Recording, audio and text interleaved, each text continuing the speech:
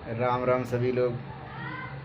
ज्ञान ही ईश्वर है जो समाज के सामने व्यक्ति के अंतर्निहित गुणों का शारीरिक रूप से और मानसिक रूप से समाज के सामने विचारों के रूप में प्रकट होता है। व्यक्ति जो भी हो वो अपने ज्ञान का ही समाज के सामने अपने विचारों को प्रकट करता है, जो ईश्वर के रूप में प्रकट होता है। कोई भी विचारक हो, चाहे ईसा मसीह हों, गुरु गोविंद जी हों, गुरु नानक देव जी हों, रविदास जी हों,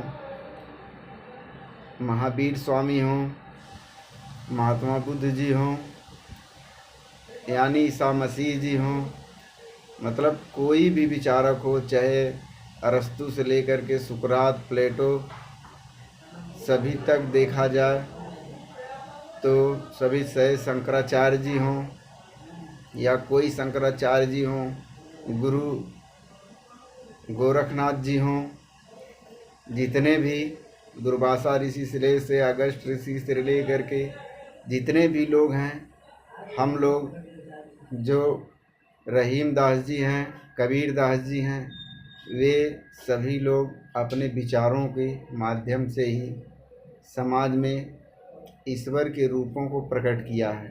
वे चाहे किसी भी रूप में हो या उनको मानने वाले हों ईश्वर को या ना मानने वाले हों, सभी लोग किसी न किसी रूपों में अपने विचारों के माध्यम से ही समाज में उस ज्ञान को ईश्वर के रूप में परिलक्षित करते हैं। सभी लोग ज्ञान के द्वारा ही अपने विचारों को प्रकट करते हैं। जो किताबों के रूप में चाहे साइंटिस्ट लोग हों, हम उन विचारों को पढ़ते हैं और उन्हें मानते हैं, तो ज्ञानों के द्वारा ही ईश्वर का स्वरूप हमारे सामने प्रकट होता है।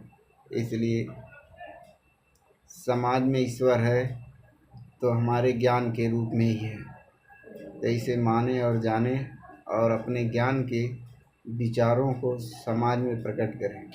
ईश्वर ही है जो ज्ञान के रूप में परिलक्षित होता है, हमें हर तरफ संबोधित करता है कि हम अच्छे कर रहे हैं या बुरे कर रहे हैं, इन सभी को हमें समझना चाहिए। तो इसलिए अच्छा बनिए, सच्चा बनिए और जीवन में नेक बनिए और सहयोग करिए। यही हमारे व्यक्तित्व का विकास करने में सहायक होगा।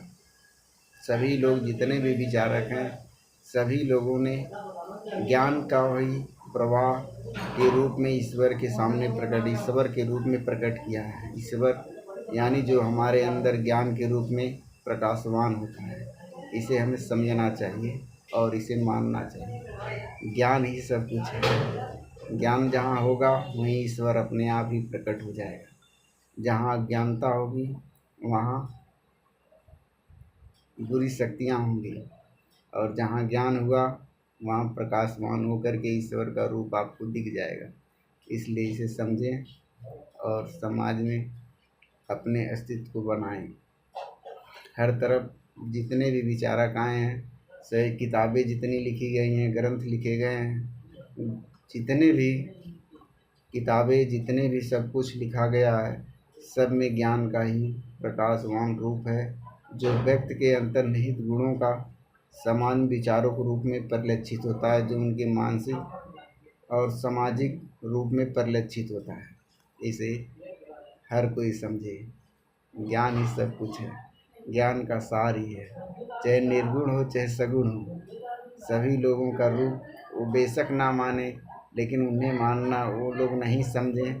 लेकिन निर्गुण रूप में और सगुण रूपों में भी जो दोनों रूप हुआ है, जो लोग मानते हैं कि ईश्वर प्रत्यक्ष रूप में है, अप्रत्यक्ष रूप में है, तो इसी ज्ञान के ही रूप में है।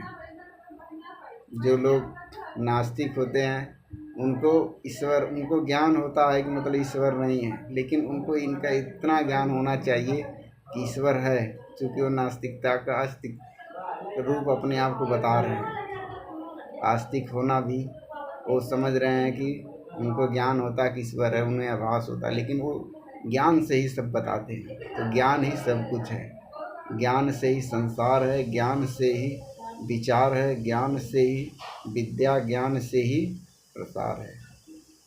मानव धर्म का उत्थान ज्ञान से ही है, सभी जीव जंतुओं का उत्थान ज्ञान से ही है।